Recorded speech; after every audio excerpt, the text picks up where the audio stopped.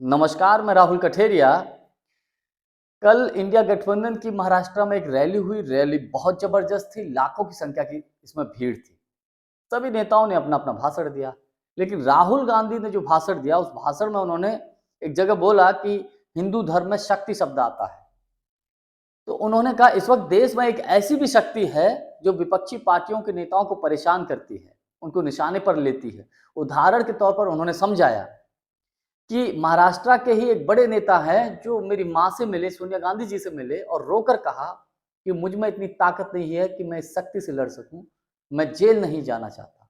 यानी कि Rahul Gandhi ED, CBI, income tax, Modi ji या आरएसएस की इनडायरेक्टली बात कर रहे थे। उन्होंने उदाहरण देकर यह भी समझाया कि महाराष्ट्र में एनसीपी और शिवसेना के विधायक यूं ही टूटकर थोड़ी गए, उनको डराया गया, धमकाया गया, इसी शक्ति के माध्यम से खरीदा गया। तब वो जाकर भाजपा में मिले और अच्छी खासी महाविकास आघाड़ी की चलती हुई सरकार को गिराया। यही ईडी, इनकम टैक्स, सीबीआई की शक्ति, मोदी जी ने इसका इस्तेमाल किया और वहां अच्छी खासी चलती हुई सरकार को गिरा दिया।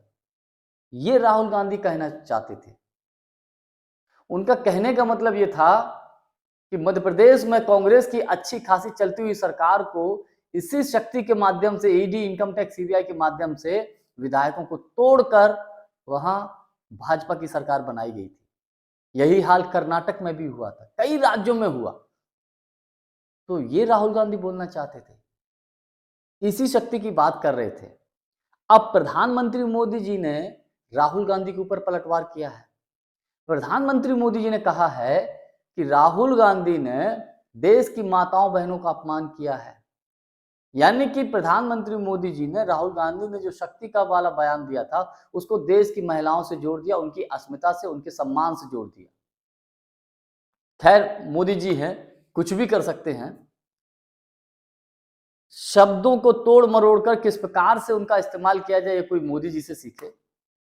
लेकिन मोदी जी से यहां पर एक सवाल है। अब कांग्रेस पार्टी यहां सवाल कर रही है, प्रधानमंत्री मोदी जी, आप माताओं बहनों का इतना ही ध्यान रखते हैं, तो तब आप कहां गए थे जब मणिपुर में हमारी माताओं बहनों को नंगा करके घुमाया गया था?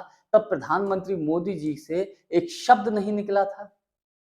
तब प्रधानमंत्री मोदी जी कहां गए थे जब हमारी देश की महिला पहलवान बेटियों ने, जो बेटियां पूरी दुनिया में हमारे देश का नाम रोशन किए थी, वो धरने पर बैठी थी दिल्ली में और उनको घसीटा गया था पुलिस के द्वारा?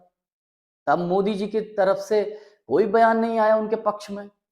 और जिस भारतीय जनता पार्टी के सांसद ब्रजभूषण शरण सिंह के खिलाफ उन्होंने यौन शोषण जैसे गंभीर आरोप लगाए, मोदी जी ने उन्हें उसे ब्रजभूषण शरण सिंह को पद से तक नहीं हटाया गया था। उस वक्त तो काफी दिनों तक इस बात को लेकर काफी खींचतान मची रही।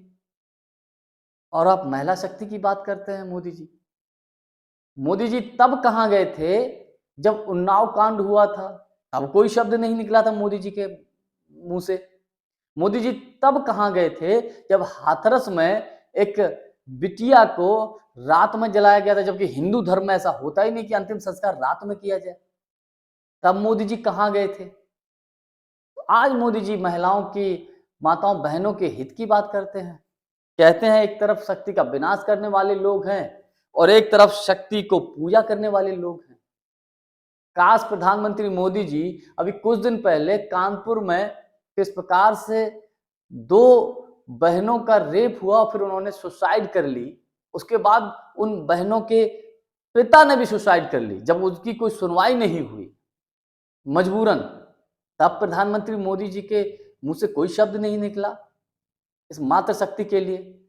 और आज राहुल गांधी के इस बयान को लेकर उन्होंने सिर्फ इशारों इशारों में ये कहा था कि जो Bharatiya Janata party ED, income tax, CBI के माध्यम से विपक्षी पार्टियों के नेताओं को परेशान करती है, उस शक्ति की बात कही। तो मोदी जी अब घुमा फिरा के उसको कैसे पेश कर रहे हैं? देश की जनता को, देश की माताओं बहनों को गुमराह करने की कोशिश कर रहे हैं।